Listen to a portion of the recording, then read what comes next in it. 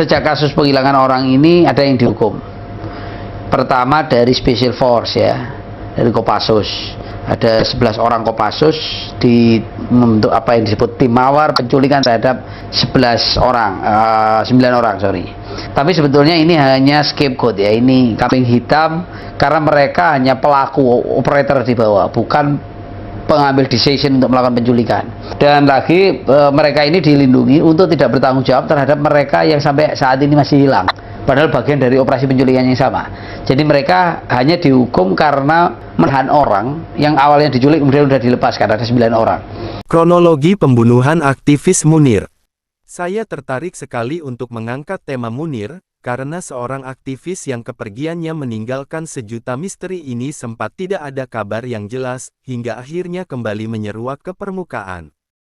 Seolah terdapat mafia di balik kasus ini sehingga perbincangannya tidak lagi santer terdengar. Munir Said Thalib, akrab dipanggil Munir, seorang aktivis HAM Indonesia kelahiran Malang, tanggal 8 Desember tahun 1964. Ia adalah seorang tokoh pembela HAM di Indonesia yang menunjung tinggi toleransi, menghormati nilai-nilai kemanusiaan, anti kekerasan dan berjuang tanpa kenal lelah dalam melawan praktik otoriter dan militeristik. Munir menamatkan gelar sarjana hukum di Universitas Brawijaya Malang. Sosok yang dikenal aktif dan pernah menjabat sebagai Ketua Senat Fakultas Hukum pada tahun 1998 dan segenap jabatan lainnya ini turut berperan dalam membantu pemerintah saat menjadi tim investigasi dan tim penyusunan rancangan undang-undang. Kronologi pembunuhan Munir dimulai saat pesawat yang ditumpanginya menuju Amsterdam, Belanda, dengan maksud untuk melanjutkan studinya ke Utrecht University telah take off dari Singapura. Awak kabin pesawat Garuda Indonesia dengan kode GA974 melaporkan bahwa seorang penumpang bernama Munir menderita sakit. Di kala itu Munir beberapa kali terlihat keluar masuk kamar mandi.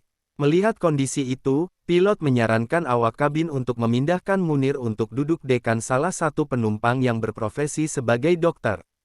Dalam perjalanan menuju Amsterdam, naas, Munir telah meninggal dunia 2 jam sebelum pesawat mendarat pada tanggal 7 September tahun 2004, pukul 8.10 waktu Amsterdam. Berselang 2 bulan setelah kematiannya, polisi Belanda Institut Forensik Belanda mengeluarkan kabar bahwa telah ditemukan jejak senyawa arsenikum dari hasil otopsi jasad Munir.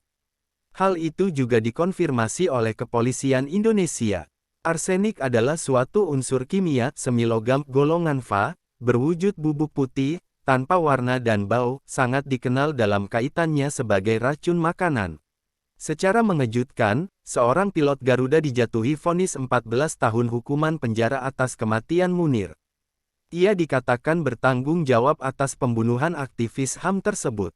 Tanggal 20 Desember tahun 2005, Policarpus Budihari Priyanto, sang pilot, didakwa telah menaruh zat arsenik pada makanan Munir atas perintah dari seseorang. Ketika ditelusur lebih lanjut, diduga Policarpus menerima panggilan telepon dari nomor telepon yang terdaftar oleh agen intelijen senior, namun tidak dijelaskan lebih detail.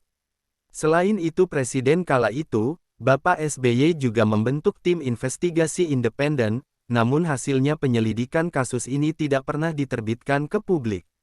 Lalu pada tanggal 19 Juni tahun 2008, Maijen Purn Mudi ditangkap dengan dugaan kuat bahwa dia adalah otak pembunuhan Munir. Anehnya, dari berbagai artikel yang saya baca, hampir semuanya mengaitkan Maijen Mudi dengan Prabowo Subianto. Entah apakah maksud dibalik ini untuk menjatuhkan namanya, atau bagaimana saya kurang tahu. Tapi memang Maijen Mudi merupakan wakil ketua umum Partai Gerindra kala itu.